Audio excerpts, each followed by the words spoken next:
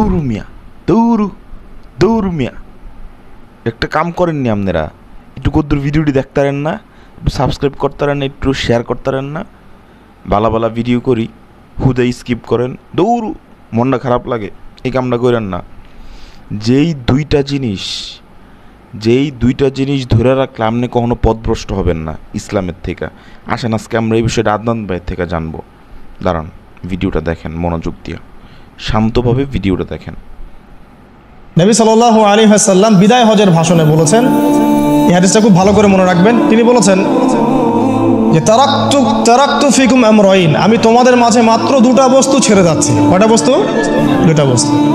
লান তাদিল্লু মা তামাসসাকতুম বিহিমা, তোমরা কোশ্চিনকালেও পথভ্রষ্ট হবে না যতদিন পর্যন্ত এই দুটাকে আঁকড়ে ধরে থাকবে।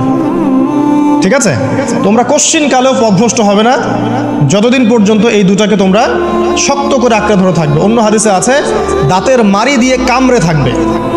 আপনি সামনের দাঁত দিয়ে কিছু কামড়াতে গেলে কিন্তু টান দিলে ছিঁড়ে যাবে না? দাঁতের মাড়ি দিয়ে যদি শক্ত করে ধরেন এত সহজে কিন্তু টান দিলে ছিঁড়বে না। এই জন্য নবীজি বলছেন সাল্লাল্লাহু আলাইহি ওয়াসাল্লাম দাঁতের মাড়ি দিয়ে কামড়ে ধরে থাকবে কোরআন এবং সুন্নাহকে। সেই দুটো বস্তু কি? নবী সাল্লাল্লাহু আলাইহি ওয়াসাল্লাম বলছেন, একটা হচ্ছে কিতাব আল্লাহ পাকের কিতাব, মানে কি? আল কোরআন। ওয়া সুন্নতি নবীহি, মানে নবীর সুন্নাত অর্থাৎ হাদিসগুলো।